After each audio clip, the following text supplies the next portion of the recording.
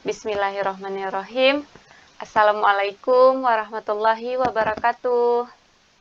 Waalaikumsalam warahmatullahi wabarakatuh. Alhamdulillah, kita bisa berjumpa walaupun secara virtual seperti ini ya. Nah, bagaimana kabar kamu sekarang? Alhamdulillah sehat, Bu. Alhamdulillah, sehat ya. Nah, sekarang kesibukan kamu apa saja? Kesibukan saya sekarang mengerjakan tugas-tugas dari sekolah dan membantu orang tua di rumah.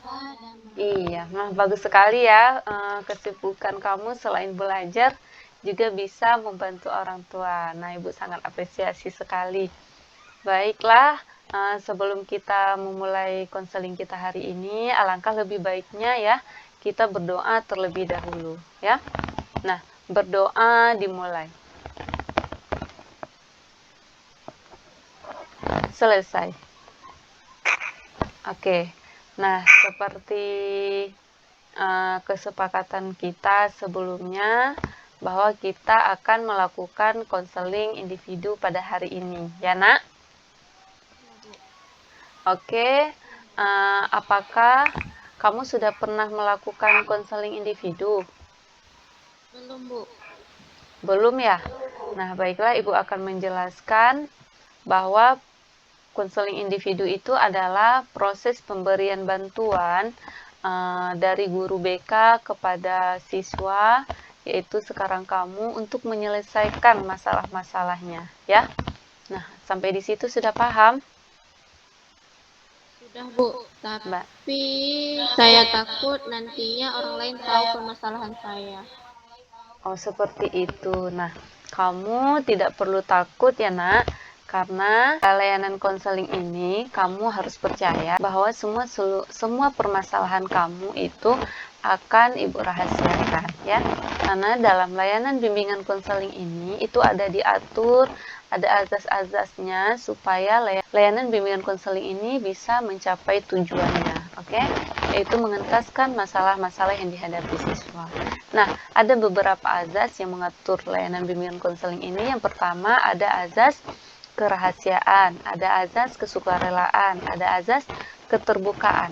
Nah, di sini azas kerahasiaan ini menuntut guru BK akan pada azas kerahasiaan ini menuntut guru BK supaya merahasiakan seluruh permasalahan yang dihadapi oleh siswa. Dan guru BK tidak bisa semena-mena menceritakan kepada orang lain permasalahan siswa, karena itulah terkait dengan azas dituntut oleh azas kerahasiaan ini. Jadi kamu tidak perlu takut ya untuk menceritakan seluruh permasalahan kamu. Nah, azas yang kedua itu ada azas kesukarelaan. Nah, pada azas kesukarelaan ini itu dituntut bahwa kamu dengan sukarela menceritakan seluruh permasalahan yang kamu hadapi. Nah, tanpa dipaksa oleh siapapun. Apakah itu ibu atau orang lain yang memaksa kamu, itu tidak bisa. Harus dengan sukarela, harus memang dari kemauan diri kamu untuk menceritakannya, ya Nak? Nah, selanjutnya ada azas keterbukaan. Nah, pada azas keterbukaan ini di sini dituntut kamu itu menceritakan seluruh permasalahan kamu secara terbuka. Nah, kamu menceritakannya secara detail ya. Dalam konseling ini tidak perlu kamu menutupi sesuatu hal. Kamu harus ceritakan saja, mengalir saja ya, supaya kita bisa menyelesaikan masalah kamu dengan baik ya Nak. Nah, apakah kamu sudah mengerti? Sudah, Bu. Baiklah, alhamdulillah. Oke, baiklah, kita akan melaksanakan layanan konseling ini selama 2 jam pembelajaran. Apakah kita sepakat melakukannya, Nak? Sepakat, Bu. Oke, baiklah. Alhamdulillah ya. Nah, sekarang kamu silahkan menceritakan kepada Bu Rina apa saja yang menjanggal dalam pikiran kamu. Silakan, Nak. Sepertinya Bu, saya merasa teman-teman saya saat berkumpul waktu jam istirahat, mereka membicarakan saya, dan saya lebih suka menyendiri di kelas daripada bermain bersama teman-teman. Oh, seperti itu. Nah, dapat Ibu simpulkan bahwa kamu lebih suka menyendiri di kelas dibanding kamu berkumpul dengan teman-temanmu ya. Karena kamu merasa bahwa teman-temanmu itu membicarakanmu saat mereka berkumpul. Seperti itu ya? Iya, Bu. Iya.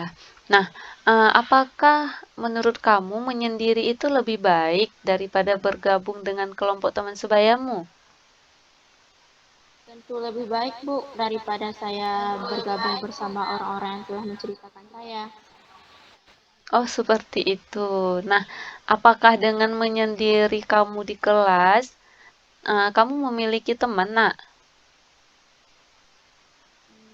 Tidak, Bu, saya tidak memiliki teman dan bahkan teman-teman saya pun ikut menjauhi saya.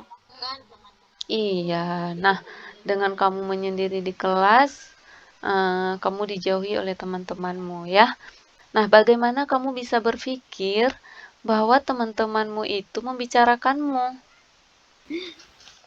Karena setiap saya lewat di depan mereka, mereka tertawa, Bu. Oh, seperti itu. Apakah setiap orang tertawa itu sedang membicarakan orang lain? Tidak, Bu. Tidak ya? Nah, nah, menurut kamu, apakah berpikir negatif itu tanpa bukti ya, itu sudah termasuk berprasangka buruk terhadap orang lain? Iya, Bu, termasuk. Iya, termasuk berprasangka buruk ya, Nak. Nah, apakah dengan berpikir seperti itu kamu akan memiliki teman? Tidak, Bu. Saya akan tetap menjadi orang yang tidak memiliki teman. Saya Iya, tidak ingin seperti ini terus, Bu. baiklah. Pemikiran kamu sudah lebih baik ya, Ibu sangat senang. Nah, kira-kira dari teman-temanmu itu siapa yang paling kamu sukai? Dari kelas saya sangat menyukai Uya, Bu, karena orangnya baik, dia bisa bergaul dengan siapapun, dia pun ramah kepada siapapun. Iya. Nah, tepat sekali dan bagus sekali kamu sudah memilih Ulia sebagai teman yang kamu sukai, ya, Nak? Nah, apakah kamu ingin meniru cara bergaulnya Ulia? Iya, Bu, supaya saya memiliki teman seperti Ulia. Oke, baiklah. Bagus sekali harapanmu, Nak. Nah, sekarang Ulia itu adalah orang yang ramah, ya. Kita perhatikan. Mudah senyum, ya. Menyapa setiap orang yang dia kenal, ya. Sopan dalam berbicara. Dia juga banyak disukai oleh orang lain, ya.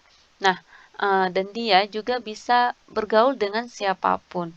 Nah, apakah kamu setuju dengan yang Ibu katakan? Iya, Bu, setuju.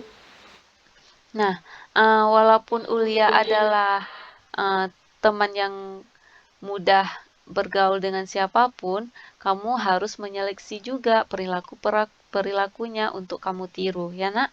Nah, di dalam kamu meniru perilaku dia, nah kamu harus seleksi apa saja yang perlu kamu tiru dari Ulia supaya kamu bisa meminimalisir kendala-kendala yang akan kamu hadapi ke depannya, seperti itu. Apakah kamu sudah mengerti? Sudah, Bu. Oke, baiklah. Kamu sudah memilih perilaku yang akan kamu tiru ya. Eh, Sikap kamu sudah tepat dan Ibu sangat-sangat senang sekali ya, Nak.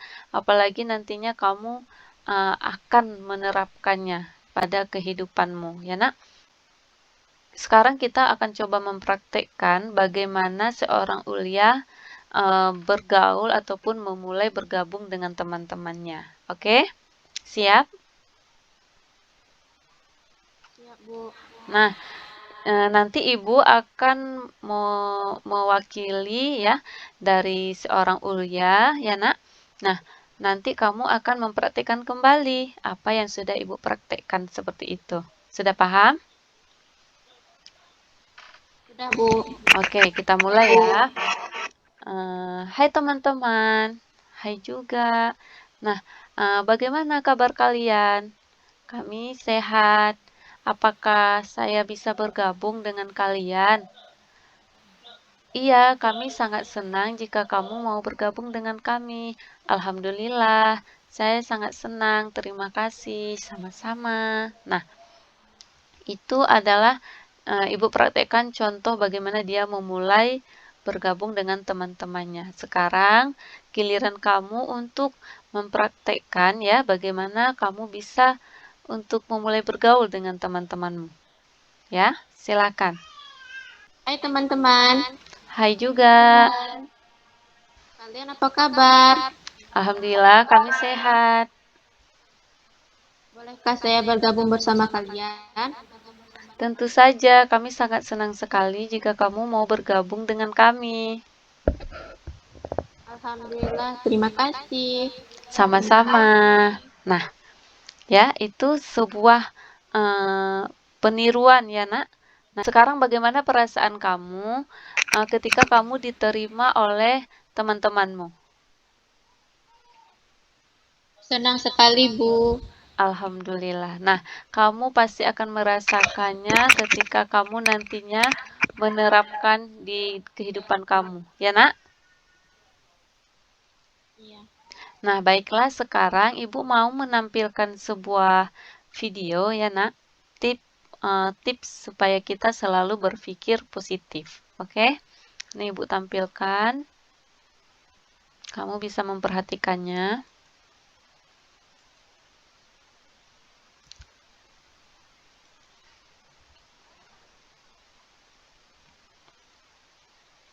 Hai introvert, setelah kita tahu bahaya dari berpikir berlebihan atau overthinking, perlu untuk kita memperbaiki cara berpikir yang mungkin telah mengganggu aktivitas kita selama ini. Sebelum kita menyelam lebih dalam, penting untuk kita mengetahui jika kita jenis gelas yang setengah kosong atau setengah penuh, karena ini mempengaruhi cara kita menerima masukan, kritik, dan saran dari luar, bahkan dari dalam diri kita sendiri. Setiap kita mungkin individu yang berpikir berlebihan, apalagi jika Anda seorang introvert yang sensitif. Jadi kita tidak perlu berusaha untuk membuang pikiran berlebihan, karena semakin kita mencoba menghilangkan pikiran tersebut, maka semakin dekat pikiran itu ada dalam pikiran kita. Seperti sifat rajin yang terdengar baik, namun bisa bahaya jika disalahgunakan. Seperti semua orang rajin, tidak ada yang malas. Tapi kenapa ada yang malas? Karena mereka rajin bermalas-malasan. Overthinking terdengar buruk, namun bisa baik hasilnya jika digunakan dengan benar. Bagaimana jika kita gunakan pikiran berlebihan kita untuk berpikir hal-hal positif, ide-ide liar, orang-orang yang menghargai kita, dan beberapa nikmat yang telah kita abaikan selama ini. Jika Anda merasa disalahpahami, merasa tidak dihargai, mungkin Anda telah mengembangkan pikiran negatif. Ini buruk karena saat Anda overthinking, maka pikiran negatif itu yang terus terputar pada pikiran Anda. Anda tidak bisa melihat hal baik dari seseorang karena pikiran negatif membantu Anda menghina, membenci, menghakimi seseorang. Semakin Anda membenci sesuatu itu akan membekas di kepala Anda sampai kapanpun sebelum Anda memaafkan sesuatu itu. Video ini tidak memberikan cara untuk menghilangkan overthinking. Ini adalah video cara berpikir positif. Berpikir positif bukanlah keajaiban dan itu tidak akan membuat semua masalah kita hilang. Tapi apapun yang akan dilakukan dengan berpikir positif dapat membantu masalah tampak lebih mudah dikelola dan membantu Anda mendekati kesulitan dengan cara yang lebih positif dan produktif. Berikut adalah beberapa tips yang dapat membantu Anda melatih otak Anda cara berpikir positif.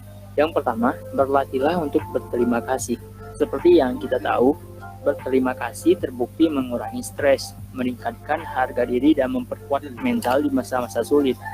Tapi kita sering lupa dengan apapun yang telah kita terima, sampai kita lupa berterima kasih pada Tuhan dengan udara yang kita hirup, mata yang masih bisa melihat, tangan yang dapat membuat hal-hal hebat, telinga yang masih bisa mendengar orang-orang yang kita cintai, dan nikmat lainnya yang kita abaikan selama ini. Berterima kasih juga pada diri Anda sendiri yang telah bekerja keras untuk hal apapun yang Anda lakukan, dan pada orang-orang yang telah bersama Anda dan membantu Anda. Dan cobalah untuk mengungkapkan rasa terima kasih Anda setidaknya sekali dalam sehari.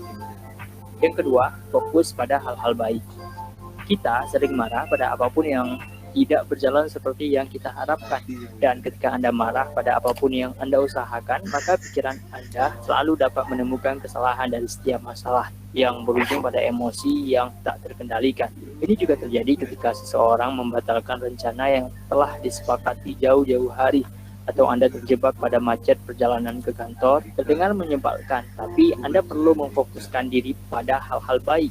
Coba fokuskan diri pada bagaimana hal ini dapat memberi waktu untuk mengikuti aktivitas yang Anda sukai, atau mendengarkan radio mobil sambil baca buku favorit Anda. Yang ketiga, buat jurnal terima kasih. Menuliskan hal-hal yang Anda syukuri dapat meningkatkan optimisme dan rasa kesejahteraan. Mungkin ini karena saat kita menulis, terjadi proses di mana pikiran kita mengingat kembali kejadian-kejadian yang telah kita lalui sepanjang hari. Jadi usahakan untuk menulis hal baik pada buku jurnal rasa terima kasih tiap hari sebelum tidur, atau mencatat daftar hal yang Anda syukuri pada hari-hari Anda mengalami kesulitan. Yang keempat, buka diri Anda untuk humor. Penelitian telah menemukan bahwa tertawa menurunkan stres, kecemasan, dan depresi. Ini juga meningkatkan keterampilan mengatasi suasana hati dan meningkatkan harga diri. Terbuka untuk humor dalam semua situasi, terutama saat sulit, dan biarkan diri Anda tertawa. Ini secara langsung meringankan suasana hati Anda dan membuat segala sesuatu tampak sedikit kurang sulit. Tapi untuk tertawa di saat-saat sulit itu tidak mudah. Kebanyakan dari kita dikendalikan oleh amarah. Tapi ayolah berpura-pura atau memaksa diri Anda untuk tertawa juga dapat meningkatkan suasana hati dan menurunkan stres. Yang kelima, habiskan waktu dengan orang-orang positif. Ini adalah poin paling penting dari pembahasan ini. Jika kita berteman dengan pedagang parfum, setidaknya kita juga lebih harum kan?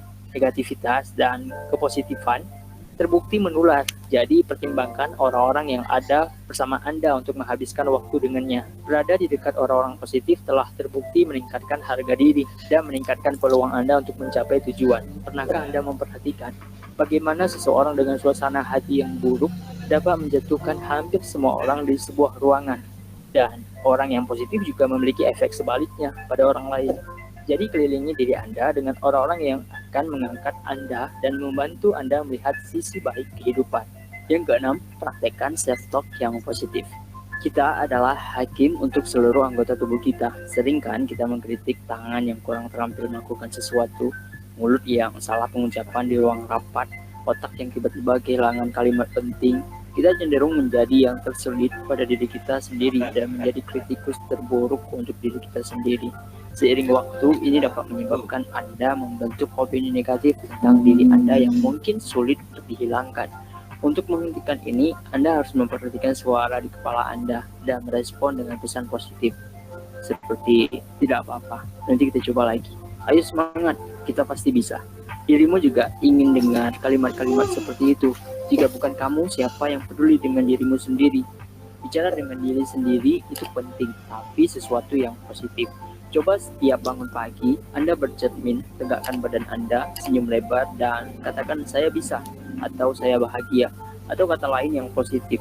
Ulangi ini 21 hari, maka Anda akan merasakan hal-hal yang hebat dalam hidup Anda.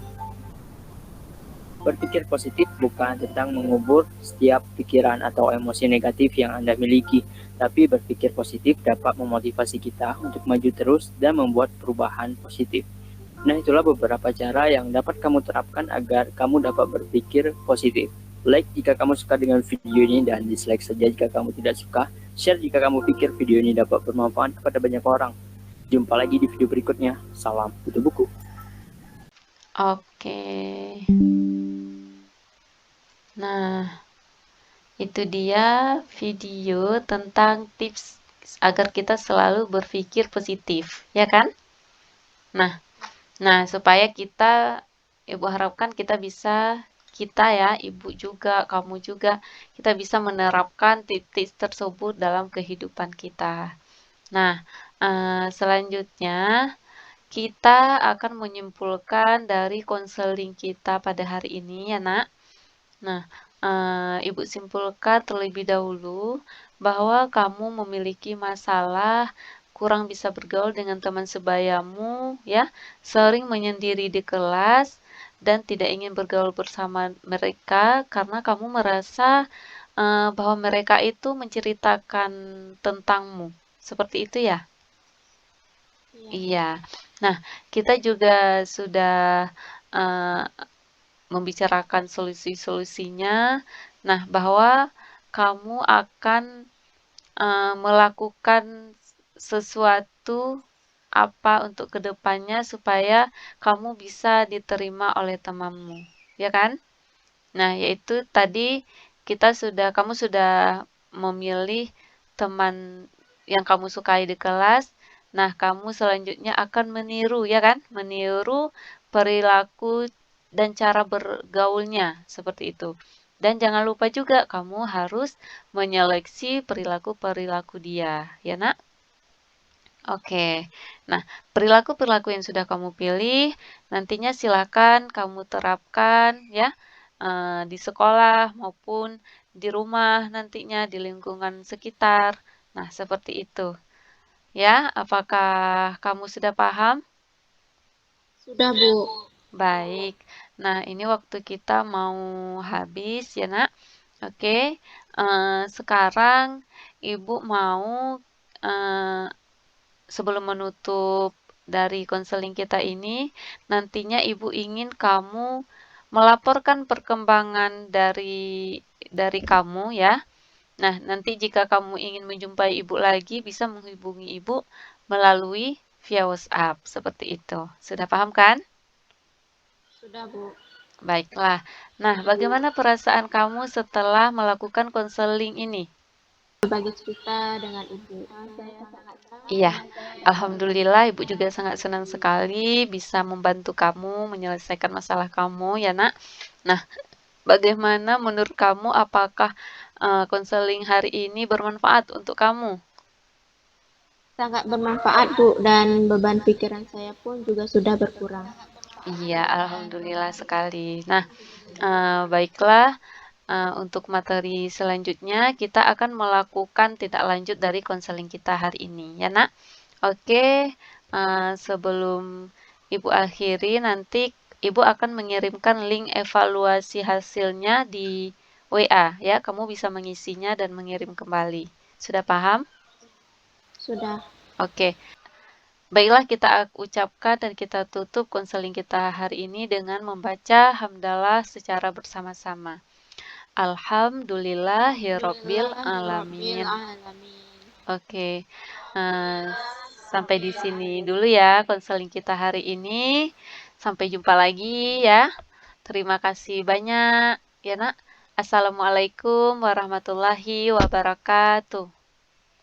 Waalaikumsalam warahmatullahi wabarakatuh. Oke.